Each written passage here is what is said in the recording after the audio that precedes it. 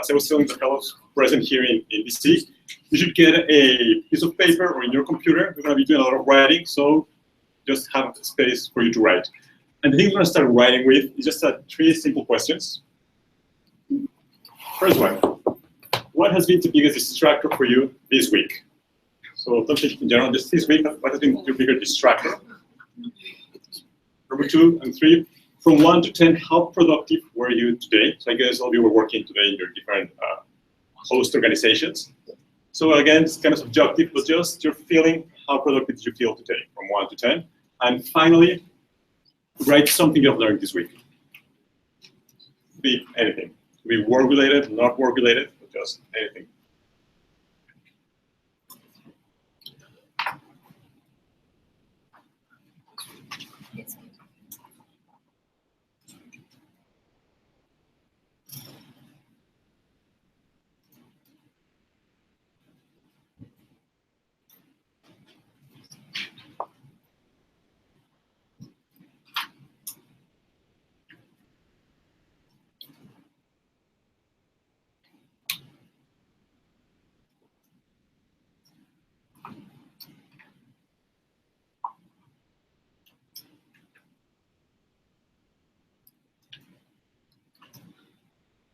It's something simple though.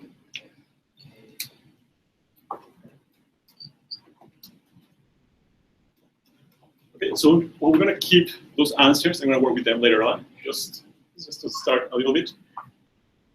Now, who am I? So I'm going to share with you some facts about me.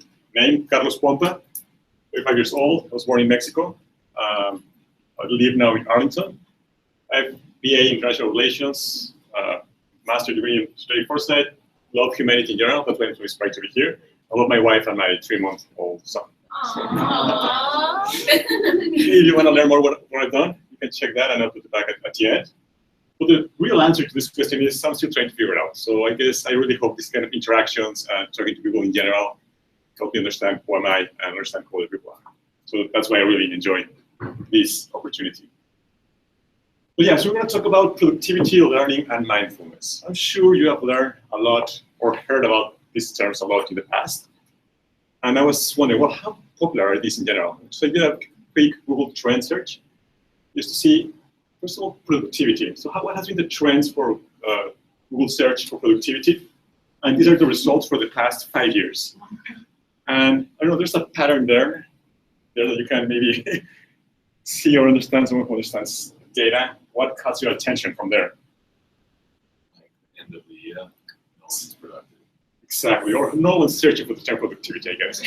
So yeah, at the end of the year, you know, November, thinking, oh, December, no one's looking for that. January, boom, again, I need to be productive and make up. Yeah. It's interesting how around the summer things go down, and towards the end of the year, oh, I need to fulfill all my objectives. I need to work faster.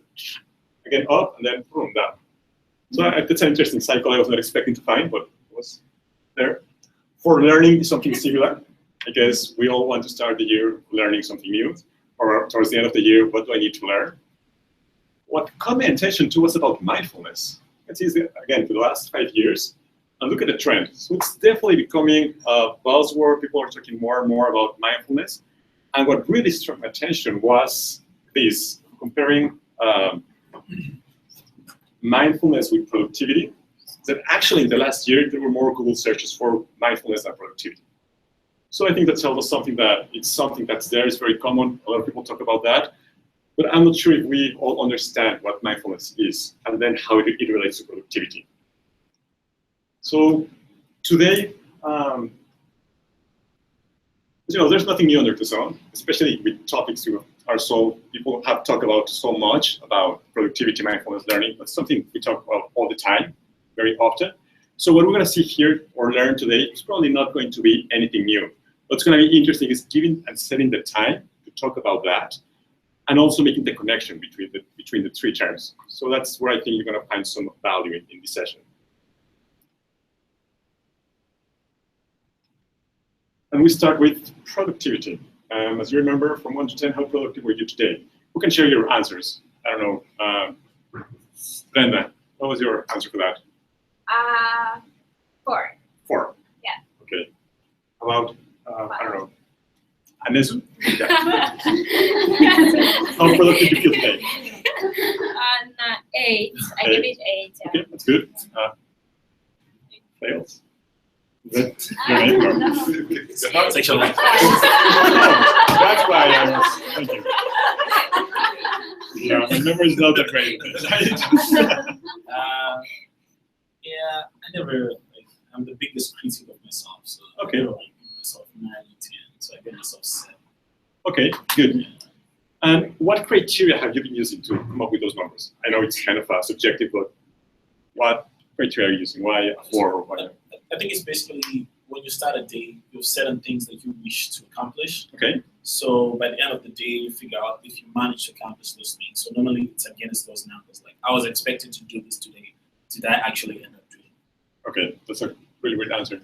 Yeah, I mean, I'm like big fan of written to-do lists. Okay. If I don't cross off what's on my to-do list for the day, then I don't feel good. Okay, good. That's a good answer. So deadlines. Yeah, okay, yeah, definitely. I mean, if you don't finish what you have to do with a deadline, then it's not productive enough. And sometimes we are very productive and it's not enough to fulfill the deadlines. And then that's another issue, right? But yeah, I think those are really good answers. But now let's think of a case of a copywriter. Just a typical copywriter whose job is to write articles, write web content. And he had that question. He said, well, I want to know how productive I am. He comes up with that question. From 1 to 10, how productive was I today? How can I know how productive I was in a given day? And then he randomly comes up with this table. Say, well, I'm gonna rate myself from 0 to 3 if I'm writing 200 words. And I'm going to rate myself with a 10 if I'm writing over 3,000 words. So what do you think about that approach? Do you think it's useful? Again, put yourself in the shoes of someone who's a copywriter and then think of that. I think it is, but like you start to like shoot for those goals in terms of quantity only, and you might like sacrifice quality, which is dangerous. Exactly. That's a very good question. And I think it's one of the big traps in talking about productivity is that sometimes we feel productive when we accomplish a lot. And sometimes we have a long to-do list and there's a certain joy and pleasure when you put a little mark something. But I mean, you can come up with really simple or small tasks and not very relevant and feel, oh, I finished my to-do list today, but really, how relevant was that? And now let's compare this with this copywriter. He has something like this. Again, same idea. I'm gonna find a scale from 1 to 10, how productive am I? And then come up with this table.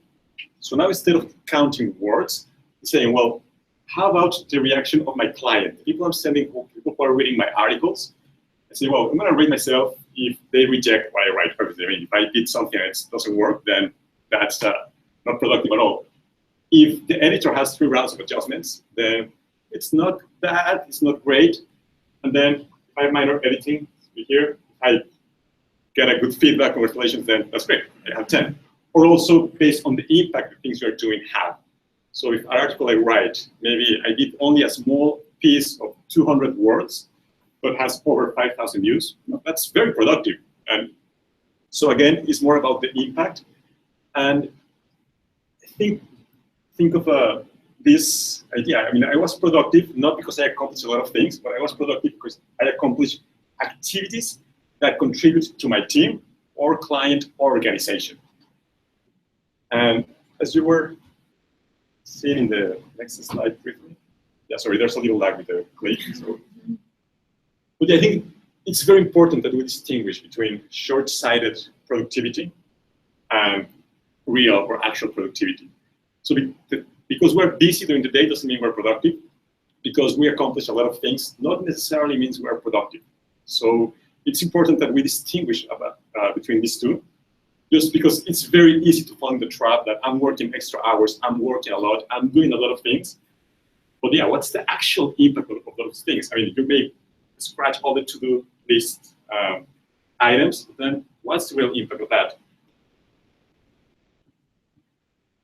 So again, building upon this idea, I would like to, again, write and reflect on some questions we have here. Think about the ultimate goal of your host organization. I'll give you an example. Let's say that someone is a hosted organization is the Red Cross, right? So the Red Cross, their ultimate goal is to alleviate suffering and taking advantage of the volunteers and donations they may receive. So that's their ultimate goal. Now think of the ultimate goal for the organization you are working for. I know, say, AtlasCorps, Latin American Youth Council, different organizations you have here. Think of that, and then think of the ultimate goal in a simplified way. Try to simplify it and write it down. So again, you have the example of the Red Cross, you have the example of AtlasCorps. So think of what would be the ultimate goal of the organization. It doesn't have to be the formal mission statement of the organization, just from your perspective and understanding. What do you think is the actual ultimate goal that they're aiming for? Youth engagement. Huh? Youth engagement. It's the idea about not treat the youth as a problem, but part of solution. We have the idea is that more than 600 million youth live in fragile and conflict area. How we make them productive and contribute to the peace and preventing conflicts. So it's a youth development or youth sport. That's a great example. Yeah. So yeah, like that. Think of the ultimate goal of the organization and then write it down. So we're gonna build on that.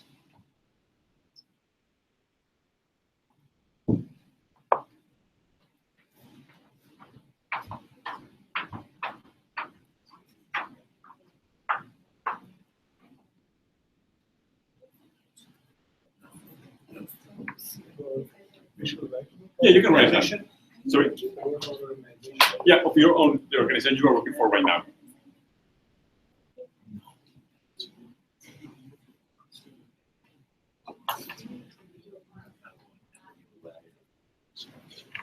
Someone want to share the answer? Someone else already. Jenna? Yeah, AtlasCorps, the ultimate goal is developing the best social change leaders. Okay, very sincere and perfect. I also work for AtlasCorps, and I think that the ultimate goal is to strengthen the social sector worldwide through meaningful exchange. Okay, perfect. Yeah. Someone else who's not from AtlasCorps? I am serving an interaction. Our mission is to be the leader in the global west to eliminate the extreme poverty. Okay, yeah. Perfect. Any Promoting intercultural understanding through youth exchange. Okay, perfect. Can I add? Sure. Through collaborating with families, local communities, and the students. Okay, perfect. So I'm sure all of you have clarity of what's the goal of the organization we're working for, right? I mean, it's part of the introduction. Now, this next question is, what activities do you actually do that contribute to that goal? Again, just think of one or two. And I'm going to build upon the example of the Red Cross, or maybe think of the Red Cross. I mean, it's a lot bigger, it's huge, and not everyone is directly involved helping people or alleviate suffering.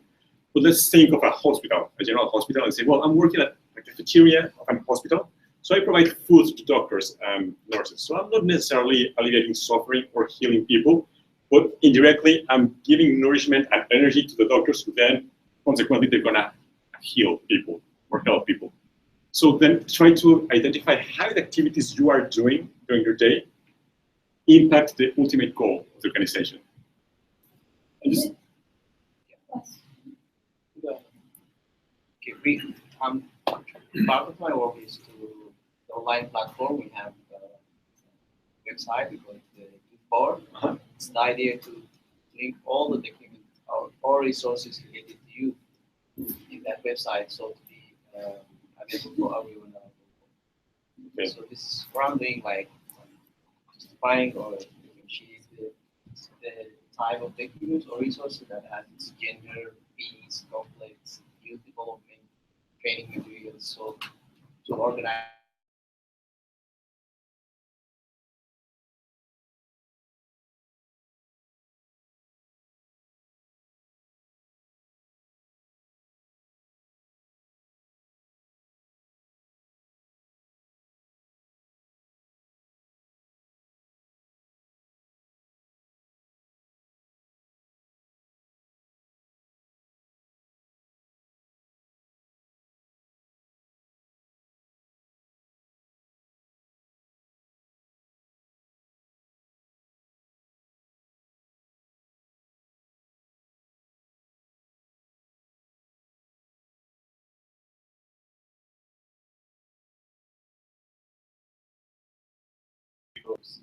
So I am working on the standards, and I am the main line of communication between the interaction and the NGOs. Okay. And I am following the ICP self-certification process of interaction, whether those NGOs are following our standards or not. And I have made like a comparative analysis for my organization regarding the standards. Okay. Yeah, and that's perfect. I mean, if you're going to have that impact, having those standards in place and people understanding them and knowing what they are, that's going to have definitely an impact. Yeah. So someone else have an example you want to share with us? Yeah, well, in order to develop the best social change leaders, I'm disseminating this opportunity for young people through different channels like social media, mass media, embassies, and ways. Perfect. Okay, so now, given the activities you have, you saw the table for the copywriter example. So think of what kind of KPIs or key performance indicators that you can use for your day-to-day activities. And again, it can be something random. I mean, not random. Yeah, it doesn't have to be something precise. I mean, sometimes you don't have the measurement or the tools to do a precise measurement, but you can do some estimates. Again, for instance, my job is to promote learning activities with my clients. So some of the KPIs I use is how many people I interact with, or how many people use the materials I've developed.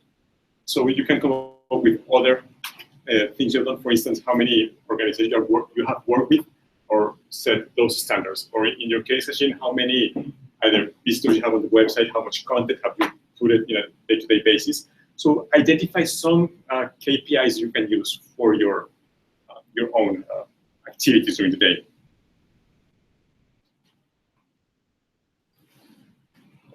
Yeah, please, Andrew.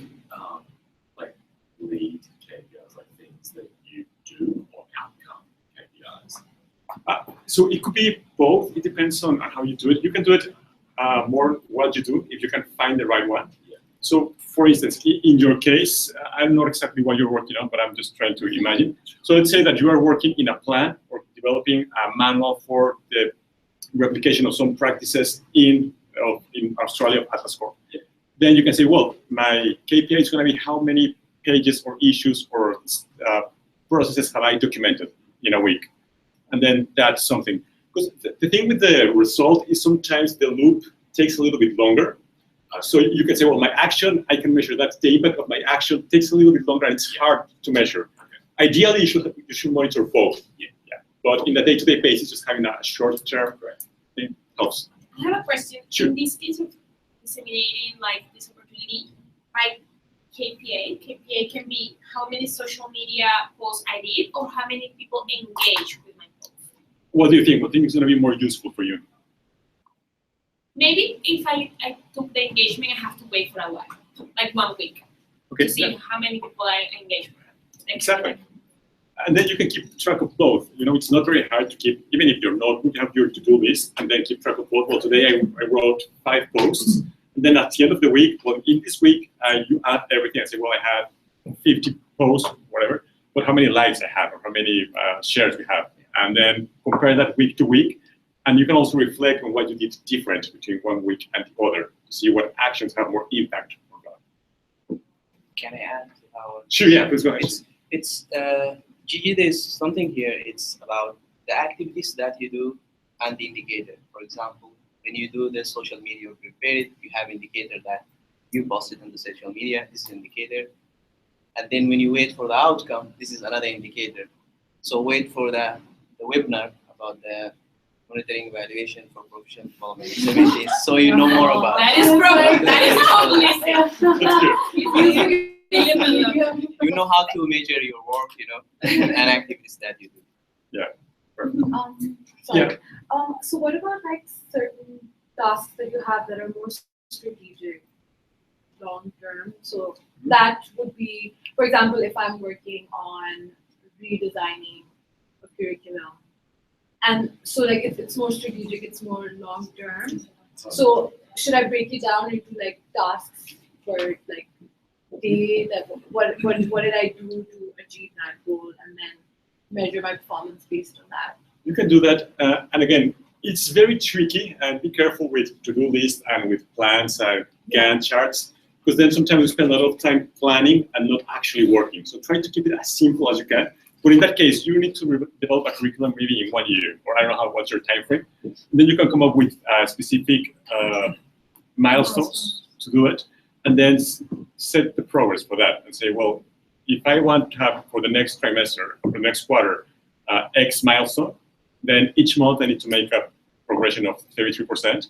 And then use numbers, although they're not exact or precise, just as a guideline or just as a vague measurement to guide you for that. So you can say, well, if you need to finish that within a year, then in this month you need to have at least 12% of that. So.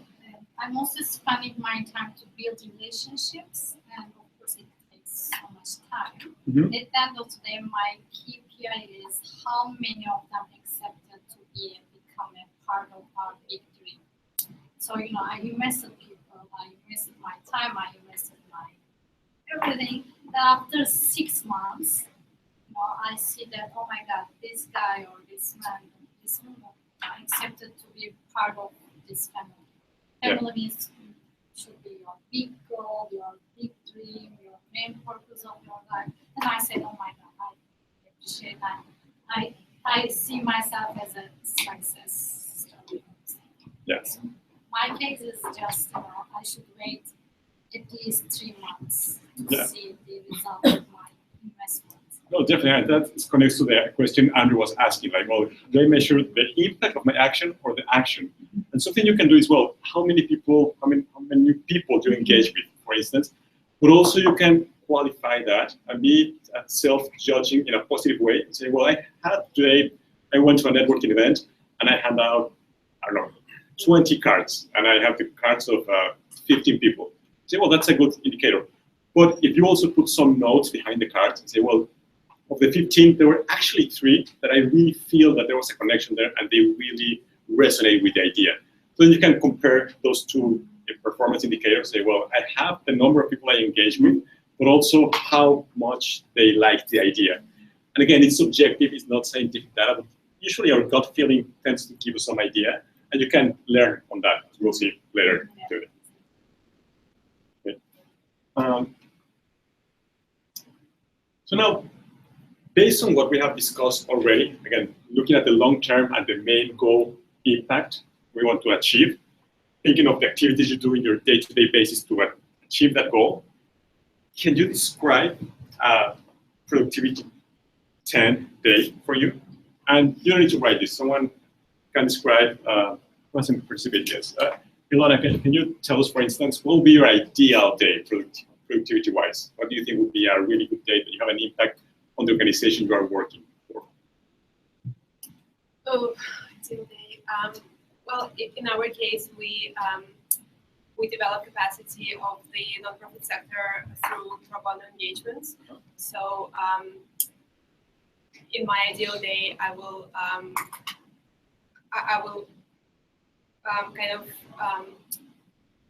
get as many volunteers as possible on the projects that we're working on, train them. Staffing of the projects is a big issue for us. So I would say if I manage to get as many projects staffed as possible, that would be a good day at this point. Brilliant. And then having that clarity of what your ideal day, I know the activities changes a lot, but it's like a benchmark. Sometimes we just get into the nitty-gritty of things to do every day and don't think the long-term goal of organization and how are we contributing to that and how can we do that in the ideal situation. So just giving us the time and take the moment to reflect on that and having that clarity sets a benchmark that we can work or aim for to achieve. Yeah. I mean, yeah, that's a very good way to look at it, but we cannot have, like, I'm sure you will agree, or not. I mean, you cannot have every day as a productive day because you have to do those nitty-gritty things, and they are also important. And sometimes even it's, even in the scale of like when you come to office at 9 and go out at 5, you actually don't work for 8 hours. You're like wandering around, procrastinating. You're actually working for 2 hours or maybe 1 hour, but you finish what you're supposed to do. Yeah. Okay, that's not my example. It's really good. And there are days when you actually work more more than those 8 hours because there's an event coming up, and so you work those 4 days crazy, like 12 hours. But on a daily basis, you really actually don't work a lot. I mean, maximum 2.5 hours if you really see effectively. Otherwise, you're like sitting in front of opening another tab. I'm just saying. No, so I think I totally agree with that. And you can add on top of that, you may have clarity on what you have to do, and you have important actions to do. But then it turns out that it's a Friday, right? And then on a Tuesday night or Thursday night, you come to a talk here, and then you go to a happy hour later, do something, and then on Friday you're tired, you're looking for the weekend. Your mind is not at the best always. And that's true. I mean, we cannot work 100% all the time because it's really hard. But we also need to be aware of not confuse productivity with being busy or working all day. So then you can be very productive working effectively 2 hours, and then working 8 or 10 hours a day just doing random stuff. Can I ask something? Yeah, please. Somebody hearing this, I have to say who, give me this strategy of productivity. If you say, Gigi, you should work from Monday to Wednesday like a crazy person. Like from 8 to 10. And then Thursday, Friday, you can chill. Well, Do actually, you want to agree with that? I can say something. I read What do you have to say? there's this research that I read like a couple of days ago, and this is Australian research actually.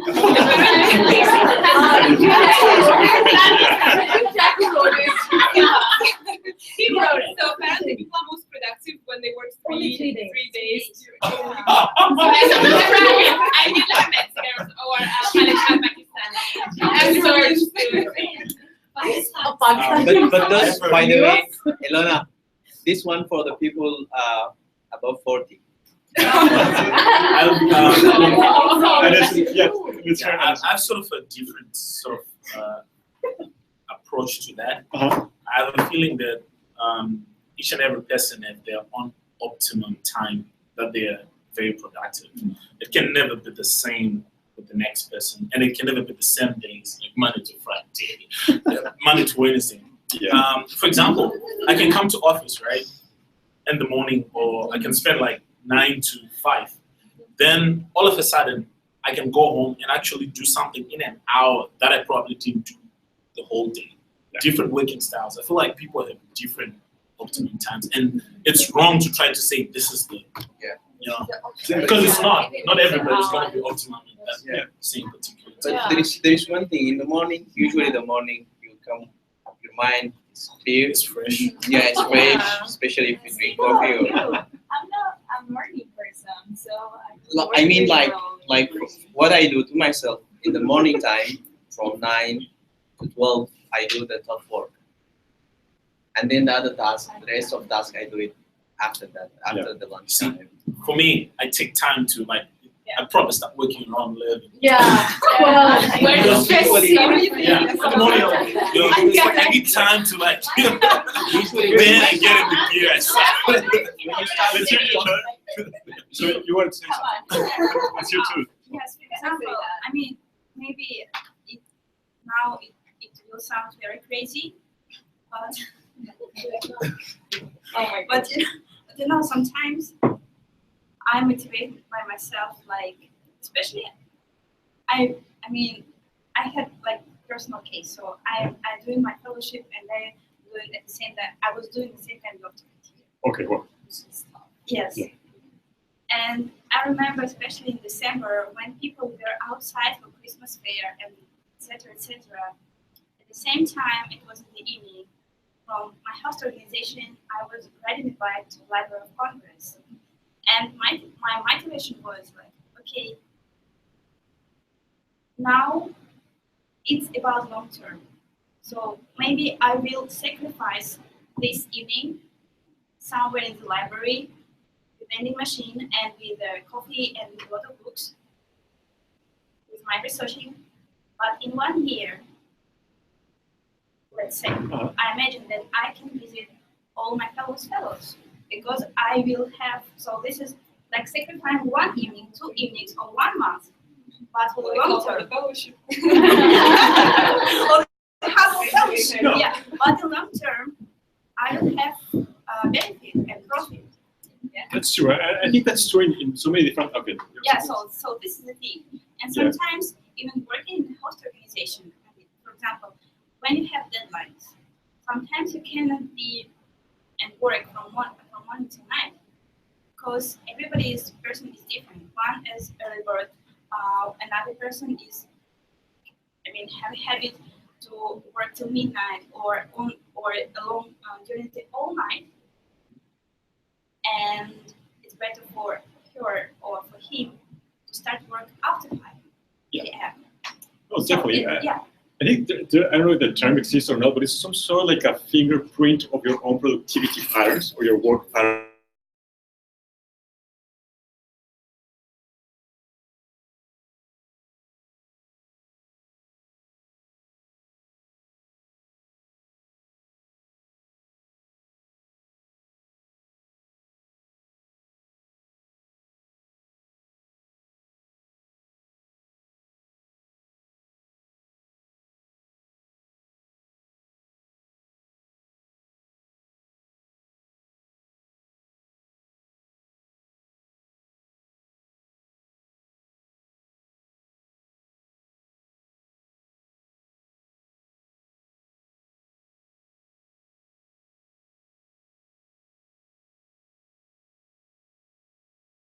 I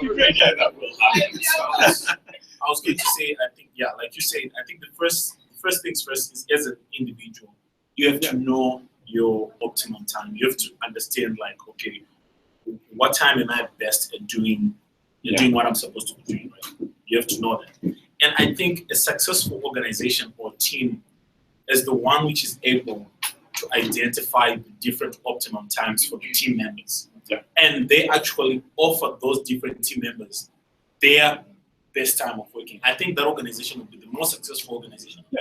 Because they're giving each and every person their optimum time to do, because they know that's the best time that they do what they're supposed to be doing. Well, you're right, and some organizations are actually doing that. They set a time, we say, well, between noon and 2 p.m., everyone has to be available. Other than that, you should work whenever you want, and it works. And may I also add, some facts. Yeah. And also, I think that as you see that we are here from all different regions. For example, some people, they don't get used to live in the cold conditions. Like, okay, me and Luana, we are from Russia, and I'm even from Siberia. So for me, it's better to work even when outside is cold. Yeah. And or sometimes I feel better when outside is cold, even freezing. Yeah. But for example, during the summer, during the holidays, I'm almost dying because my body it doesn't get used to live in a hot summer. Yeah. We have different seasons, but I prefer to be inside most of the time. And also people like for another people who used to live in warm conditions, in hot conditions. So they don't used to be outside during the cold period. Definitely, and there's some. And also, the climate. I'm telling them about myself. It's also also makes sense. And there's so many variables and factors that can affect climate. Some people like to work with music. Some people like to work with silence. Some people engage, interacting with others. I think asking questions. Others like to be isolated or a mix. So again, the main message here will be make sure you have a clear understanding what the ultimate goal of the organization is. Because we tend to forget that. And sometimes we get involved in our day-to-day activities and we lose sight of what we're actually doing. So, and I've done this, you don't have to do it, but as a tip, even writing a post-it or something that reminds you what you are working for in that organization. Again, Red Cross alleviates suffering, and then whatever the main activity is, and have that there as a reminder.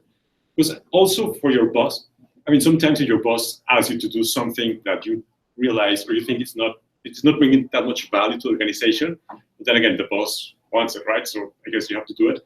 But if you can make a case for your boss and say, well, can you teach me how this brings value to the ultimate goal of the organization? And if the boss doesn't have the answer, then you're probably going to be like, okay, you're right, maybe that's not that important. And then you can do other important work. So again, it's never lose sight of the ultimate goal of the organization. And then monitor how you're working. And just so you gain awareness of your own productivity habits. So I think those are the two main takeaways from talking about productivity. Now let's go to learning, and then before we start mixing everything. So I asked you earlier, what you have learned this week? Who wants to share their answer with us? Yeah. My organization, like we are working for the member organization on Salesforce. So like I was unable to report, like to generate reports on the Salesforce. Okay. So this week I learned how to generate the reports of the whole 190 plus organization. Okay. So, yeah. So and I will do that. Yeah, I can do that. Perfect. Yeah. Perfect. How would you run that? Yeah.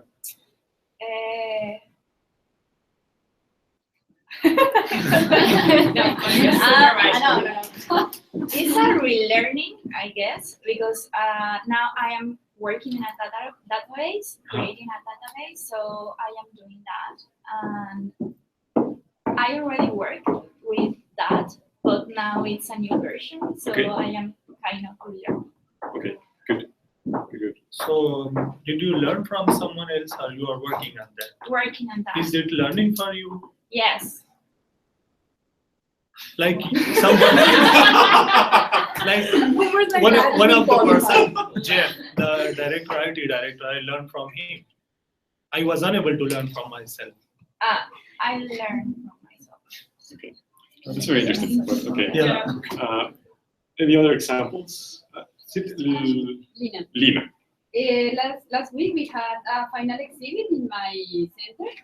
I work with young people, so it was crazy that week because we needed to do like many arts, many things. So I learned how to handle with the stress and how to handle with the multitasking things because the kids were asking, Lina, what do we do now? So they were doing like many questions. So I learned how to handle this kind of thing. Okay. And how do you know you learned that? I don't know, because I thought that maybe I wasn't multitasking person, but when I was in the situation, I knew how to handle with that. So Okay. I realized, okay, now I have this skill. So you were actually applying it and learning, and you realized that you were able to do it. Exactly. Okay. Yeah. Yeah, and So I tried to generate report on the same day, and then next day when I came, I again tried and then generated the same reports. okay. So then you know that because you were actually able to do it. Yeah. Perfect. And that may sound like a really obvious question, but I don't know if you've seen this cycle of learning. Again, we learn usually from learning experiences. And what is a learning experience? Pretty much everything. Right? Right now we're having a learning experience. You may have a coffee with a friend and you can learn from that. You can read a blog, you can do whatever you want and learn from that. And then there's the process of assimilating and understanding what you're learning.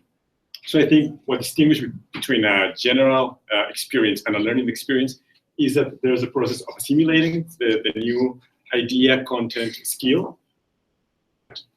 And once you have that, then you should be able to apply and practice what you've learned, and then get feedback on the way you do it, and then repeat the cycle. Right? It's very straightforward, not complicated. The main issue with this, though, is that this is not working. This is the main issue.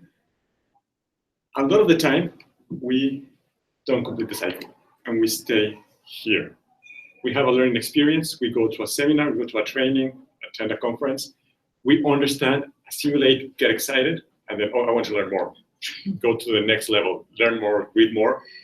And we lose ourselves in this minor loop without actually completing the whole loop. Has any one of you been trapped in this? Yeah. You're not learning, and you ask yourself, what am I learning? Exactly. You're like sitting in the middle of a seminar. I'm going to use this thing.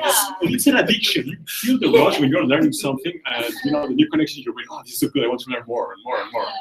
Does all learning complete this cycle? Sorry? Like, does all the learning complete this cycle? It is necessary to complete the cycle? Well, what do you think? What do you think to this question? What do you say to him? How do you know you learn it? Huh? Sharing Like, experience. yeah, if you learn something, if you got something new, and what do you guys think? That it will complete the cycle, because like you will have to apply? Yeah, because when you say next day you you generate the reports, right? So you apply or practicing. And then And that's the most important part, applying practice. Yeah. If you know how to do that, you don't even need to learn. You just go and apply it. No, No, but I you don't know. also should. That's a very important thing. Yeah, Can be sometimes. If you already Yeah, know what you need to After learn. you practice it, then you will show the report or whatever to your manager or supervisor, right? Yeah. This is the feedback come from your supervisor. So then you will get the experience on how to do this, and then to continue when you learn. Yeah, no, exactly. Actually, I have a question. For example, if you learn something that you cannot directly immediately apply, it's something extra that you don't necessarily do in your daily work. How can you move from that circle to the practice point? That's a very good question. And I think that was Umer's question also, that do everything needs to complete Yeah, the complete circle the or circle. not?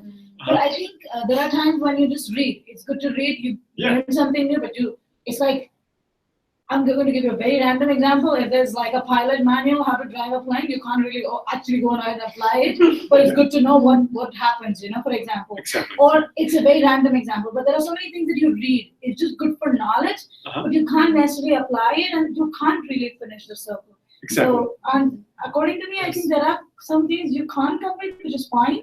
Yeah. But as much as you can, and you can try on a daily basis in terms of skills and other things. Again, there would be so many elements involved here if you actually start talking about it, that we should try, but then a lot of things you cannot complete. Yeah.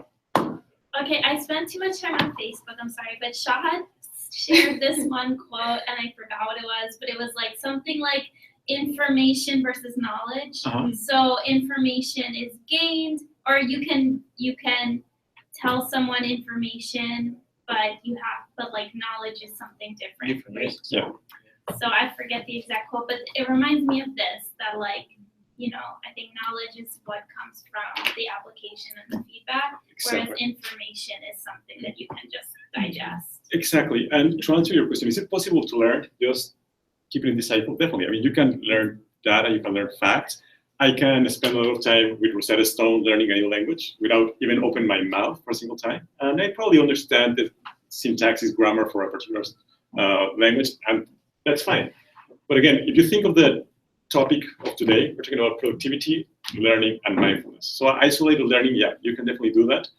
If we're trying to combine productivity and learning, and this is where things are starting to come together, this is where things make sense. So we need to, I mean, I don't know if this happens to you, when Coursera and Udemy and all these amazing material content professors are there. So, it's like being in a candy store without being able to eat candies. It's fascinating, all the amazing knowledge that are there. But then we need to put a filter to ourselves. Well, how can we prevent ourselves to getting lost in this ocean of information and even knowledge that's right there, a couple of clicks away from us? But how can you actually do something more about that? And again, you can get lost here, taking all the Coursera material, TED Talks, you name it, and it's fascinating. But then how can you apply it? And that being said, let's move on to the next question. So I'm sure all of you have projects or things you would like to learn. So who can complete this phrase? I don't know, Selma. What is something you want to learn? Yeah, I want to learn how to reduce stress. Okay, so a very useful skill. Sorry, I don't have your name. Oh, my name is Imran. Sorry I'm late, but No. happy that I could just make it. So can you share with us something you want to sure. learn? I want to learn about skills related to facilitation because I'm a trainer and facilitator. Really? So I'd love to learn more about that. Great, that's very good. Someone else? I don't know, Lina? I'm thinking, I want to learn French. French. Good. Okay. Now, I'm sure if I give you in 5 minutes, write all the things you want to learn, you'll come up with amazing lists. And I have those lists, and I want to learn how to play guitar and learn French and do a million things. But then I think there's a problem with this. And again, remember, we're talking about productivity, not just learning for the sake of learning, which I like, or learning for entertainment. But we all know this image, right, of putting the horse behind the cart, the chariot. And if we start this phrase saying, I want to learn, without having a clear purpose and an opportunity to apply what we are learning, then we are missing an opportunity. So instead of just saying, I want to learn, my tip for you and the takeaway for this section is, what do you want to achieve? So for instance, you want to learn French. Why? I don't know, because I think it is a beautiful language. And that's totally legit, and you can say, because I enjoyed it and just learn for the sake of learning is valid. But thinking about productivity, I give you my example. So I say, I want to learn, let's say that I want to learn data science. I want to learn how to manage databases and be better with that. And then, okay, that's good. But if I use this, say, I don't want to spend 8 hours in front of a computer going to a seminar. I mean, that's not the goal of that. What I really want to do is be able to come up with statistics of the trainings I'm doing, how people are doing in that, and be able to provide real-time feedback on how they're doing it. Right now, I don't have the skills to do it, but I have a clear goal of what I want to do and why do I want to learn data science. So then I want to be able to provide real-time feedback to the people who are taking my trainings. Therefore, I need to be able to use data analysis techniques. You cut down all the things in my list. Yeah. You cut all the things in my list by saying, therefore, and say, I want to learn this. Why? I don't know. I remember, for the pleasure of learning, it's one of the biggest pleasures. I think I agree. So, you may or may not agree with that. But for me, it's definitely. I think here we're talking about the proficient learning, right? Sorry, like proficient learning, like something that I can apply in my work. Exactly. And then if we start connecting, again, we were talking earlier, how do we know we're productive? And then we have potential KPIs on how we're productive. And then if we start connecting that, and I'm going to move forward, how we can connect productivity and learning. So if we have clarity, again, of the things we have talked today, we have clarity on the ultimate goal of the organization we're working for. Then we know how our own activities and actions contribute to that. And then if we ask ourselves these questions, how can I do better the activities that contribute to my organization's ultimate goal? Then, and you constantly ask this question, then you apply learning to productivity, and then you can come up on growing your own productivity up to unlimited levels, right? And you were saying, or you say, I learned how to come up with a report, and then we know that that report contributes to the ultimate goal of the organization. And then you can say, how can I do it better? So you know how to do it, but how long did it take to do it? I don't know, maybe 10 minutes, an hour, 2 hours, I don't know. Then how can I do it without risking quality in less time? And then keep applying learning to productivity. And then you have your own list of things you want to learn.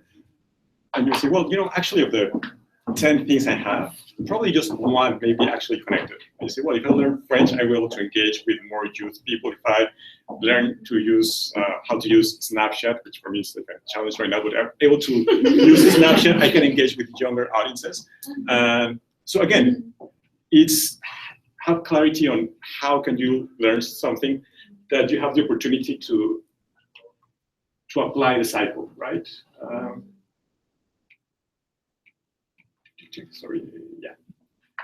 So think already in the experience and opportunity you have to apply what you're going to learn. Because what happens, and I'm sure you have experienced this, you go to an excellent training seminar, you come out there saying, now I know how to do X, and then 6 months passes by, and then you have the actual opportunity to apply it. And then you are, how was it done? I remember I was able to do it back then, but now that I actually need it, I don't remember how to do it, right? So if you think of the short-term goals and how can you apply what you're learning in short term, then your learning is going to be better and more efficient too. For example, learning how to be a pilot or driving the airplane and not applying it is a waste of time.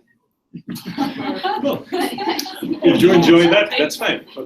But I think that given that time is a limited resource for everyone. I think if we start approaching a lot of things like that, let's hear too. Yeah, like if we start thinking like that, it also reduces to some of the unnecessary conferences that we go for. Like you attend something and you don't really apply it, and you never apply it at all in your life. So I think if we start looking at things like that, we'll be able to prioritize what's important. Yeah, and again, don't be very strict about this. Hold on, suggesting this, but don't be very strict, because what has happened to me is I go to a conference that has nothing to do apparently with what I'm working on, and then 2 weeks go by, and then for somehow I connect some ideas, and I'm able to use an example I learned to something new, and that's also part of creativity and creation and learning.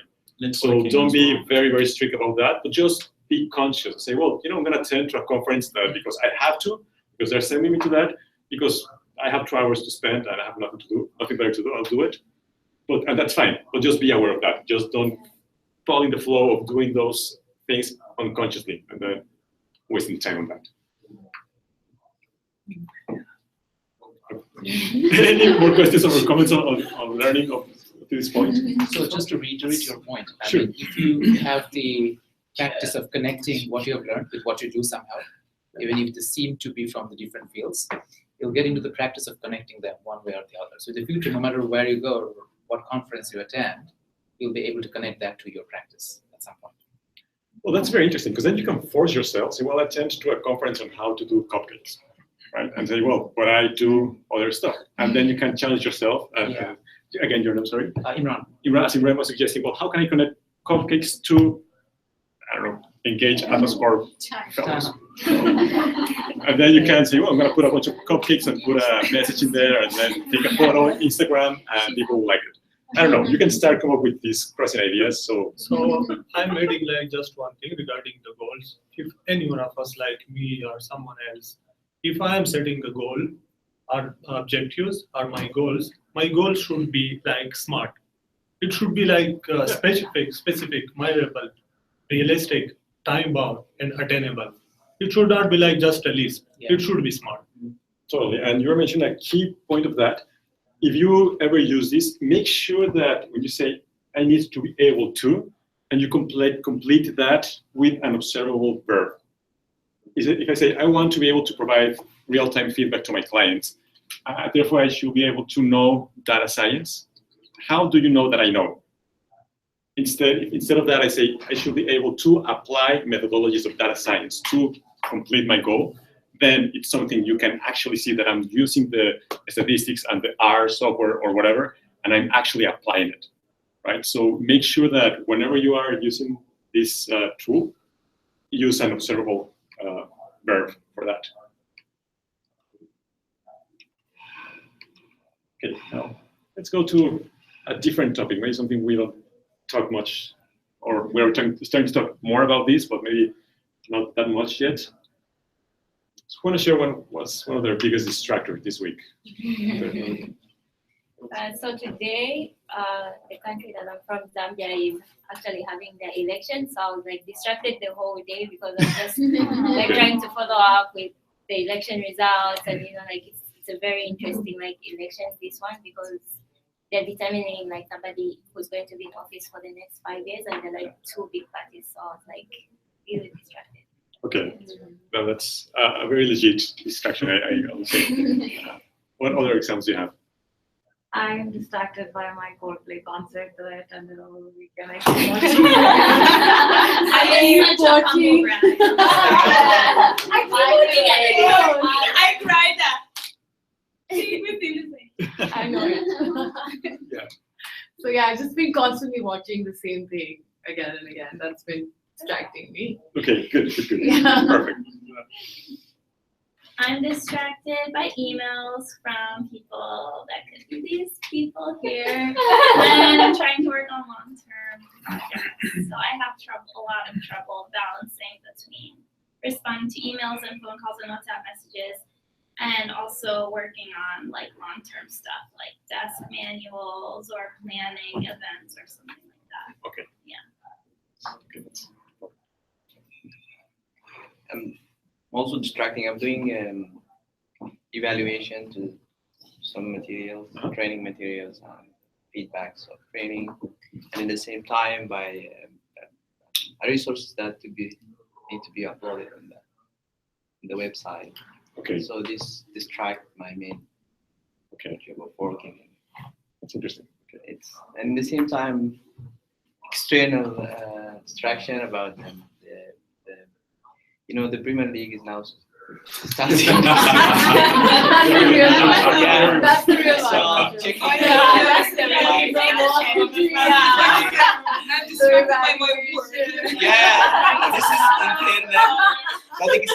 we start the next week, and I need to see my team. Like I'm from Support League City. I need to push new players. What happened with that and this? So. It's funny because I was not expecting this, but it's really interesting how we're identifying, as you were mentioning, internal distractors or things that are tasks you have to do, and it's part of your role, and external distractors. And even the external distractors can be boosts. You may say, well, I'm going to watch the video or watch some Coldplay because I like it, but after spending 5 minutes doing that, then my productivity will be better. Yes. Yeah. Exactly. So, but then if you spend 8 hours doing that. No, I mean, so Your face was like. Again, if you ask your leaders, supervisors, or bosses what a distractor for you is, they may probably gonna have a different answer to you. But what's important is that you will have clarity on what's a distractor and what's just necessary changing your mindset for a little bit, or your mind for something, refresh yourself and go back to work. Because no one can work for hours straight without taking a little break. I want to say like what I think is the biggest distractor, I think, to the current generation of employees, which is a very big distractor to me as well, is social media. Finally, somebody said it. Because I'm big in social media. I'm a social media analyst myself. Okay. Part of my job is actually to always be on Twitter, managing hashtags, and managing LinkedIn group. But what then happens is if you're always on social media, stuff keep on coming up, breaking news, breaking that. Then you click that video and you start watching. And I'm always telling this guy, hey, did you find out what Trump said? Trump is speaking right now. Check, and you head out, because you're always on social media. A lot of things are always coming there, so it becomes difficult to you're always it's a constant distraction. Definitely, we'll come back to that because it's a major one. I'm just glad you didn't say Vivian and I are distracted. I was about to say that. And these two girls, they were my biggest distraction. I'm just glad for that. Just a quick question. Who has practiced mindfulness before? Mindfulness. So by saying that, but do you mean meditation, particular or any way of being? Any way of mindfulness, given your own understanding of the word mindfulness. Good. So, what do you mean mindfulness? How good. We're gonna go there. Yeah. But and I want to call Mia, and I know that's what happens when they say not me. I know. Deepa. Can you answer that question? How do you define mindfulness? It's not the easiest. I mean, according to me, it means being in present, and whatever you're doing, you're completely into it without being distracted by your past, present, or whatever thoughts you have. So when you're doing something, you're just there. Now and here. It's being in present and being completely involved in whatever you're trying to do. Or being conscious of what you're doing. Exactly. Your goal. And I think that's an accurate description. And then I compare mindfulness to sports. Yeah. In the sense that you say, what's a sport? Well, sports an activity usually to teams, and there's a competition, but then there are a big variety of sports, right? You can say soccer, football, tennis, whatever. For mindfulness, I think the same is true. So there's mindfulness or meditation, but then within that realm of domain of mindfulness, there are many branches and different activities that, could be shamatha from a Buddhist tradition, could be just mindfulness. I don't know, there are so many different branches on that it's hard to put all of them under one umbrella. But given a simple definition, as Deepa was saying, you can think of mindfulness as this, intentionally focus and sustain your attention or our attention in an object. Now I say quote unquote object because it can be something physical or it can be something abstract as a thought. So I'm thinking of, let's say, a mantra, a phrase, but I'm thinking of the mantra Coca-Cola. So I can be thinking Coca-Cola in my mind and focusing on that. And if I'm doing that, that's mindfulness because I'm intentionally focusing my attention and sustaining or trying to sustain it into that. So in a very broad definition, we can think of mindfulness as something as simple as that. And what do you think if we try to practice a little bit and try this? Well, let's start with, think of it a little analogy we can use is think of a spotlight, right? Your attention is like a spotlight. So there are a lot of things we can be thinking of. So right now you are paying attention to me, kind of, or reading, or cell phone, or whatever. But at the same time, your attention can be here or it can be somewhere else. And if I tell you, well, how's your feet feeling right now? And then the spotlight of your attention went to your feet and your shoes, and you start feeling something that you were not paying attention before. So again, your attention, think of it as a spotlight that goes all the time. And sometimes with social media and with work, Facebook, work, Instagram, work, and it's like a crazy spotlight, almost like a disco or a nightclub. Exactly. And what we need to do is be able to intentionally put it into something we want and try to keep it there. Again, if it's going like crazy all the time, yeah. But if it's like that all the time, if we try to set it and sustain it, it's gonna be hard because it tends to move all the time, right? But let's try it. And let's try it with something really simple. I think we all have a pen, something tangible, an object. And let's try to observe the pen for 1 minute, just 1 minute, not too much, and think only of the pen, right? So don't worry about the time. I'll be taking the time. Yeah. Or it could be your hand. It could be any object you have in your hands. And just, so again, based on that, we're going to try to intentionally focus and sustain our attention into one object. In this case, the mighty pen. Okay. So let's start in 3, 2, 1, and just focus on the pen. And try to think of nothing other than the pen.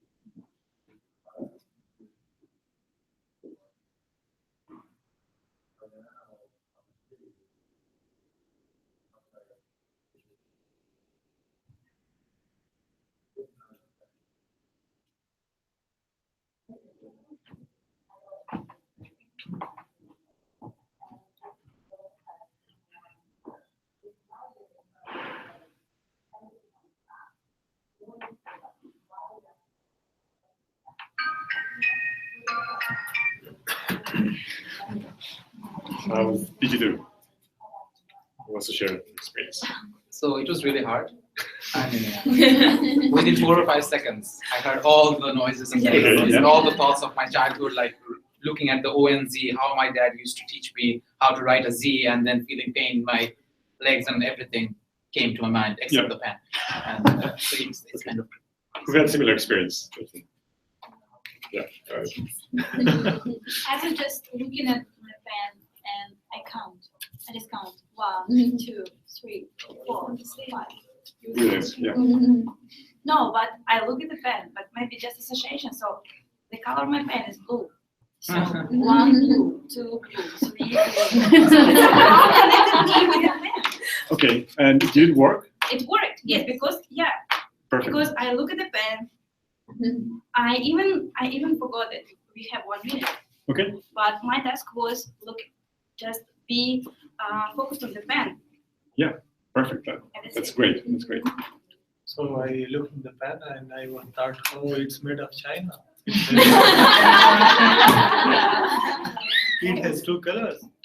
The marketing of 360 organization. It's same like when I read here Germany, my mind goes to the football again. You know? That's right.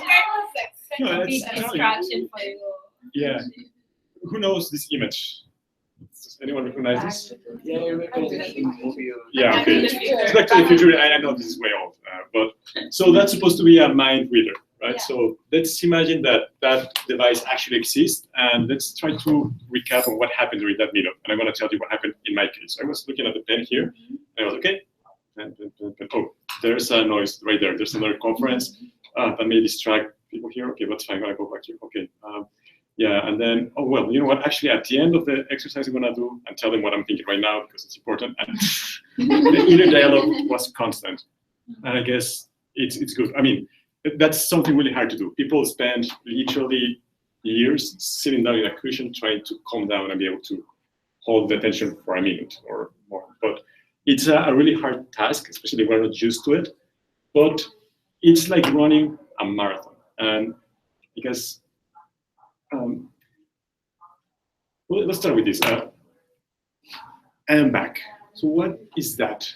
I mean, and what I'm trying to do here is our attention, as I was telling you, tends to behave like this, goes all over the place, and it's really hard to challenge that or fight that. I mean, that's a natural thing because we do that 24/7. Even when we're dreaming or crazy dreams are just a reflection of our attention going everywhere. But if we have an objective, let's say that my objective would be right there, where the roof and the wall meet, but my mind tends to be like this. And then maybe for 1 second I'm there, and then, oh no, I remember this, the Premier League, I need to think, okay, and then try to go back. But this is, as soon as you realize that you have lost your object of attention, think, oh, I'm back. It's like a cue or a trigger thought that brings you back to your attention. It's like when you're trying to study for the exam and you have to study, and then you go all over, and you come back, oh shit, I have to study. Yeah. And then you go all around. Yeah, and then this is a suggestion. You can say, I'm back, and you can say, I'm back in your native language. In Spanish, for me, will be, y regreso. Because then you're thinking of other things. I realize that I'm thinking something else. Okay, I go back to what I have. I remember the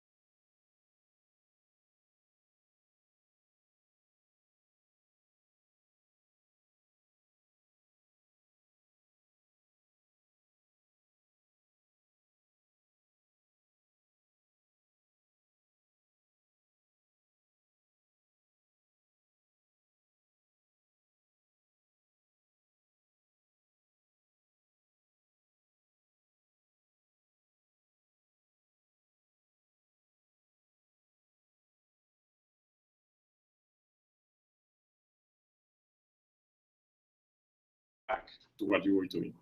So that idea of distracting and coming back, that's the way to do it. So maybe if we do it again, let's try it. Let's try 1 more minute again with the pen. But every time you realize, because sometimes you start thinking about something else and you get thinking the new idea, and after 10 seconds, you're okay. I realize that I'm supposed to be thinking of the pen. So okay, I'm back. And just do it. Okay, so let's try it. Okay, you can use it.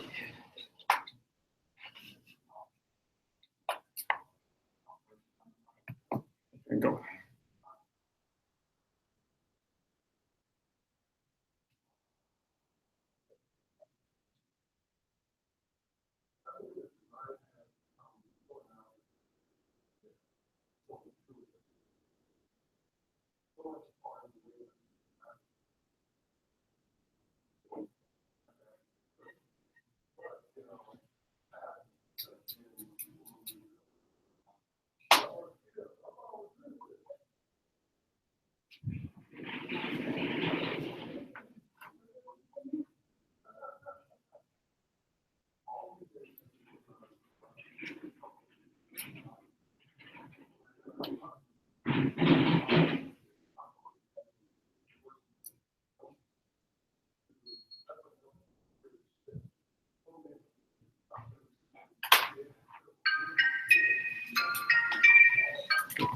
How was it? External environment will always be a distraction. Oh yeah. The sounds, the voices, the movements. You cannot stop thinking about that once you hear it. Okay, and you try to use a cue to go back? I was thinking that there's some, I don't know, the chat or something, and then the chair, and I was like, oh, the chair, okay, I'm back. I'm back. I'm back. So, did you find it useful? Yeah. You notice a difference? Okay. And then we tend to be really harsh on ourselves, or I tend to be very harsh on myself. So sometimes I'm thinking of Coldplay concert. Why am I thinking of Coldplay concert? I'm supposed to be thinking of the pen, or something like that. But what's really interesting about this technique is that it's like exercising, and every time you use it, you say, "Well, I'm back," and put it back, attention back here. Think of it as if you are using a curl or doing some exercise, and every time you do that, you are lifting it. So when you're in the gym, you're not thinking, "Oh, why am I lifting that? Oh, why it's going back and up." So every time you do it, you become more strong. And attention is a muscle, and it's something we need to develop. So it's not there, it's not a given, and little by little, we need to develop it. So every time you are able to use whatever cue you have to go back to the object of attention, then it's like lifting a weight, it's like going for a walk, because you realize that you're going to start using that less and less. And again, it's all about practice. So, I mean, you may talk to a lot of people who practice mindfulness, and a lot of them will agree that this is the key. And if I told you, well, I'm going to give you the key to run a marathon. I mean, running a marathon is not a simple thing, but the instructions on how to run a marathon are very simple. Just practice every day, have a good diet, and then that's it. The thing is actually doing it, right? So for mindfulness, it's kind of like that. So it's very simple in terms of the technical side of it. It's very simple, but actually doing it is more about practice and doing this. So any questions so far? Please. And maybe also about discipline, self-discipline. Totally. Yeah. You can have practice, but you cannot be self-disciplined. For example, you can practice one day, or you can practice 2 days. Mm-hmm. But to run a marathon, you should practice every day. Exactly. Yeah, it depends on your goals. But again, attention is some sort of currency that most people now are losing. And as you was mentioning, now with social media and so much stimulation all the time, our attention span is reducing every day. And I can feel it, and I'm sure you feel it too. So being able to have a technique to bring the attention span back, I think it's really, really valuable. And again, another technique, we probably for time, we're going to finish relatively soon. But as we did this for the pen, you can try to practice to do it with your breath, and just focus your attention on the breath. Just breath in, breath out. And if you start wondering, come back to it and use it. And that's going to be really, really, really useful. As you were saying, someone mentioned they want to learn how to reduce stress. Yeah. And I think this technique helps a lot. And also, what is it, Olga? Yeah. So Olga was mentioning counting, using the numbers 1, 2, 3. Think of that technique. That's a really good technique that you come up with. And think of that like the wheels of a bicycle, little wheels when you're learning how to ride a bicycle. Because then you can start counting your breath or seconds in general, and have 2 things in your mind. So I'm keeping attention on the remote and counting. And then little by little, you can forget about that and focus on that. May I just give my own example? Yeah. I'm a biker, so I bike in every weather, in all the streets. So, and I had an accident in June. I was completely hit by a car. But the thing is that, I mean, before this accident, I was not afraid to ride a bike on the road, on a car road. And now, even today, I was stressed because 2 cars, they just passed me very, very close to me. And I was so afraid that I think it's like the first time in my life when I was scared so much that I passed through the sidewalk. And then I started to think why I was so scared, because of my previous experience, like one in June, when I was hit by a car who was passing by close to me, and which touched me, and I was fall down. So, and then there was no sidewalk; it was just only car route, and I had to take a car route again. And then I came out to my, like, let's say, technique, started to count, but not just in mind, but count loudly. 1, 2, 3, 4, 5, and it somehow helped me to overcome the stress and my previous experience and my previous, let's say, car accident. Yeah. So I think that's really, really valuable. Yeah. Because most of the time, stress, not always, but most of the times, our own thoughts that are putting gasoline into a fire that's there, and we're thinking, I'm not going to be able to finish in time, I have so much to do.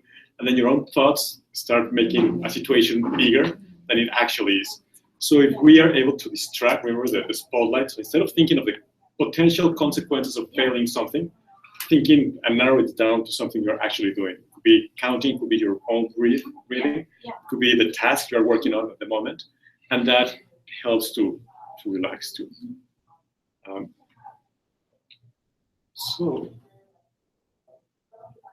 Okay, well, this is just as a reference because we have a little learning experience, the simulation, and then we apply the thing right now. So as you can see, if we have the opportunity to apply, is when you actually learn. I could have told you this, but now that we did the pen example, it's a little bit easier.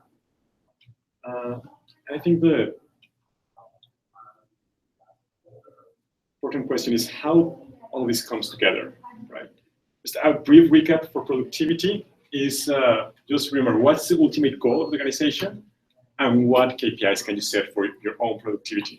Because if you have clarity on the KPIs and you monitor how you're doing, then you will be able to say, well, you know what, I can work only Monday and Tuesday, I forget the rest of the week, I'm just productive as working the whole week. So, but you need to know that for sure, so you can do some experiments by doing that. In terms of learning, what can I learn to contribute to the goal of an organization better? And how, I think this is the most important one, how can I apply what I've learned? As soon as you can apply it, that's a lot better. And for mindfulness, how does mindfulness connect to the previous two? Have you heard about the Pomodoro technique? Yeah. Yeah, who has heard about it? Yeah. Can you explain us what it is? Yeah, I think Pomodoro, it actually means tomato. Yeah. So what happens is it's like a timer. You put it in front of you, or you hold it in your hand and put your attention there so that you do not procrastinate, or you can pay attention. And when the timer reaches to the 0 mark, like you said, it to 25 minutes, so you tell yourself that until it hits the 0 mark, I'm not going to do anything else. So this is how you actually set a benchmark for your attention span. Okay. I think you said really well. So this is a technique, a productivity technique that it's getting a lot of interesting. I'm sure you're going to hear about that later again. And what they say is that, well, the human brain cannot sustain the attention for long periods of time. And they suggest that your productivity usually is for 25 minutes is good, and after that, automatically is going down. So what this guy, the one who created this technique, suggests is have work sprints, set 25 minutes to work on something, set a timer, and then work for 25 minutes, and then after that, take a little break. It could be check social media status, go for a walk, talk to someone. Not social media. If we go social media, it's the rest of the day. It's over. No. So, and then take another sprint. So it's more like, instead of thinking, I need to take a really long trip, think of the next step. So what can you achieve in 25 minutes? And this is how you connect it to mindfulness. What's going to be the object of your attention? What do you want to focus on for 25 minutes? And then that's it. So you say, well, for 25 minutes, I'm going to do X report. And just do that. Turn off the mail notifications. I don't know if you will be okay if someone takes longer than 30 minutes to reply to an email, but most people will be okay, right? So turn off the email notifications, and for 30 minutes, 25 minutes, work on something, and then after that, take a break and do whatever you want to do, and then set another sprint. Again, you're gonna be distracted in the process because we're not used to that, but if you find yourself distracted, you can use the and back technique, and that's gonna be really, really helpful. So yeah, I think this is how we connect it. We have clarity in what we're doing, and then for 25 minutes, just do that. And I mean, don't believe me. Try it for yourself. Use the cycle. We have had the learning experience. I think they're understanding what I'm saying. So now try to apply it and then see how it works. But if we were to summarize what we have seen today, like in just one slide, I think this will be it. Can you see the first question yet? What am I doing right now? What for, and how can I do it better? So I think each of these questions relates to one of the topics we talk about. So pretty much what am I doing right now? It's mindfulness. And I don't know if it has happened to you, but sometimes you're doing something and what am I doing? Or you get distracted so easy and we're not aware of that. So and you can set an alarm or a notification in your calendar and say, well, randomly ask that question to yourself and get a notification, what are you doing right now? And you find interesting questions, answers to that. And then the other question is, what for? Oh yeah, what am I doing right now? I'm replying to a lot of emails. What for? Is that really necessary right now? Do I have to do it right now? Do people find value if I actually reply to them or just some of them? I mean, just what are you doing that for? And then how can I do it better? Just by asking this question, again, this is one of my favorite questions, because if you just ask that, automatically you come up with answers. And you say, well, you learn how to do a report, and then if you ask tomorrow, how can I do it better? And then again, the day after tomorrow, and then again next week, I'm sure you're gonna be able to become a master doing those reports if you constantly keep asking these questions. So if you were to take anything from this hour and a half, and say people in the broadcast, just think of these questions and ask these questions to yourself frequently. And then I guarantee you're going to find a difference in your everyday activities. Just want to add on one point on social media, though. Please, no, yeah. Yeah. We also have to be reminded that it's not just a distractor, it's actually becoming one of the most productive places we have.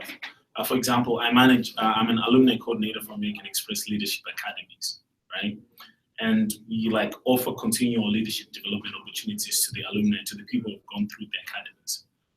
The alumni is most likely to respond to the opportunities that we give them if I tag them on Twitter or if I send them on via Facebook than when I send them a direct email. The same thing, if AtlasCorps sends an email of an opportunity or somebody posts it on the group, I'm most likely going to click through when I see the post on the Facebook group than when it comes to the email. When it comes to the email, like, oh, one of those emails. You know? Yeah. It's true. You think true. But you do both. So you have to cross. You have to send everywhere. You send an email, but you also send a post on social media. People are most likely to respond there. It's really important. Here's the key for that. So what I'm doing right now, I'm on Facebook. What for? Because I'm engaging my audiences for my main purpose of organization. You got it. And then you say, what I'm doing right now, I'm on Instagram. What for? What? I don't know. I'm just scrolling. That's the main difference. And it's important that you have clarity on what you're doing for, what for. And then if you ask, how can I do it better? You can say, well, I'm on Instagram because I want to engage my audience. How can I do it better? I don't know. I can do some metrics. And then it's a full universe of things you can do to improve your social media. So that's why the questions work well together. And individually, they work good. But if you combine them, then they're really, really powerful. Okay, you want to say something? And also, it's not necessary not to forget about differences.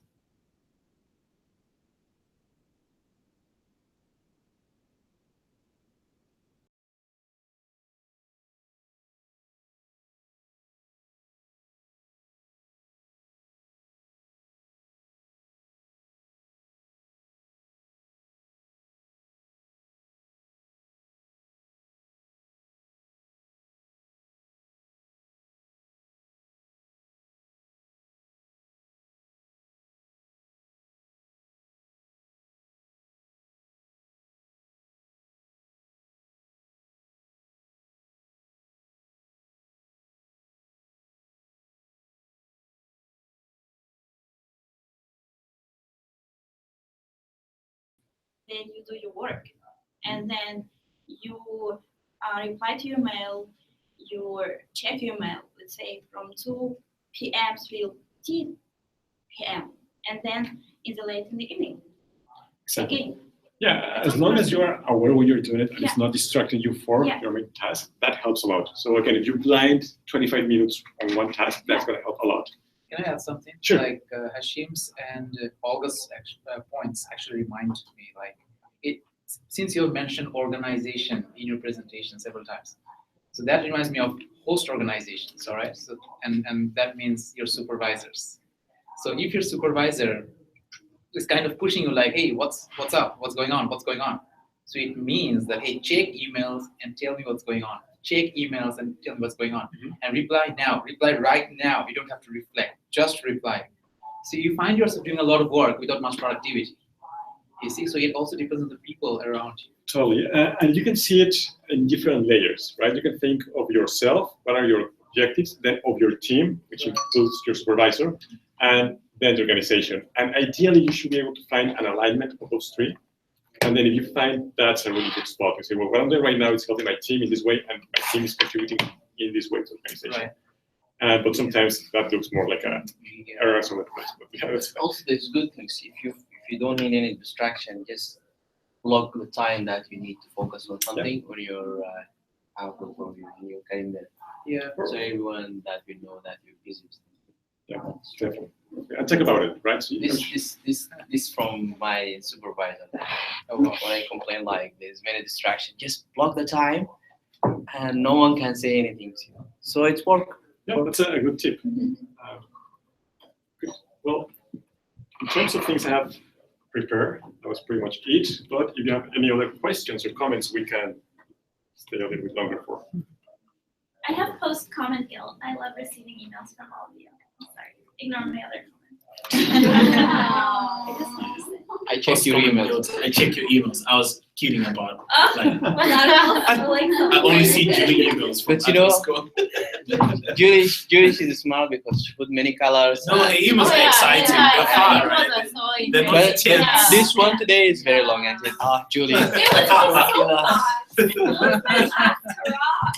That's why I read it all. This video might be Oh, the don't stop, never give up.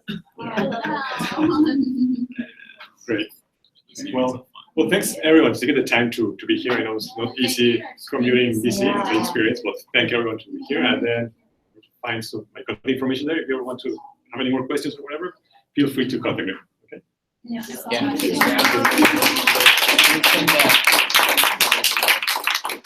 Pompa. Pompa car. Carlos. It's Carlos. I wouldn't say from where Carlos. Yeah, Carlos. I forget about that. Otherwise, during your I won't have nobody. No problem. No, thank you.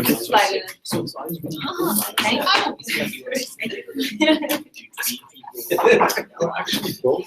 I do facilitate, but my main activity actually is more in academics, right? So I design trainings and I design trainers.